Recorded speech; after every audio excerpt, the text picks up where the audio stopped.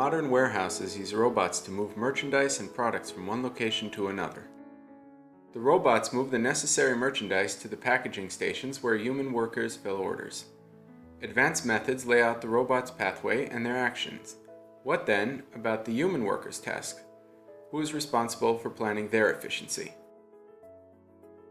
In this work, we will concentrate on the virtual warehouse, where there is but one human worker. The robots, represented in orange, in the center of the screen, move the merchandise to the packaging stations, which also appear in the center of the screen and are numbered from 1 to 8. Ideally, the worker is required to perform a task at any given moment. Upon receiving an order, robots will automatically be sent to move the relevant shelves beneath the appropriate type of package. When a robot arrives at the packaging station, it is the human worker's job to remove the relevant merchandise from the shelf. In this simulation, we offload the merchandise using each product's code as it appears on the code sheet provided to the human worker. This is meant to simulate the scanning of a product's barcode. Once the merchandise is offloaded, the human worker sends the robot off to continue its work. When an order has been filled, the human worker can package it. This is done by pressing the Package button, which appears after all of the necessary merchandise has been offloaded. Reality, however, is more complicated. In reality, as our simulated warehouse, products can fall in the work area, causing the robots to get stuck. The human worker can alert the robots so that they avoid these spots, or they can remove the fallen product from the work area.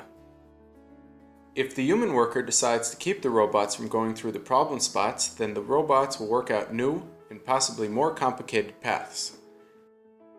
However, if the human worker decides to remove the product that fell on the floor of the warehouse, the action will use precious time. In order to avoid any danger to the human worker, the robots cannot approach the area while he is completing the task on the floor of the warehouse. This will temporarily delay and possibly even prevent the transportation of the merchandise. In addition, the robots are not perfect and can malfunction. For example, a technical problem could cause one of the robots to deviate from its course. In such a situation, the human worker will need to manually direct or guide the robot to its destination. The human worker has to make complicated decisions in real time while taking into consideration the task at hand, the movement of the robots, and his own personal task load. Suboptimal prioritization on the part of the human worker will cause suboptimal performance by the entire system.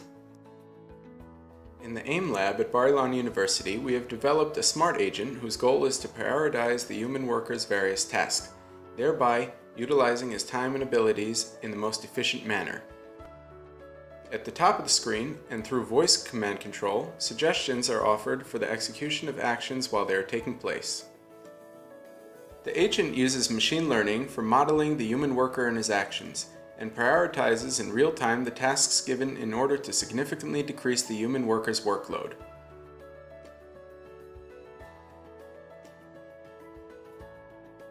Thanks to the smart agent, the human worker successfully completes more orders in a limited amount of time and reports a significantly lower cognitive burden.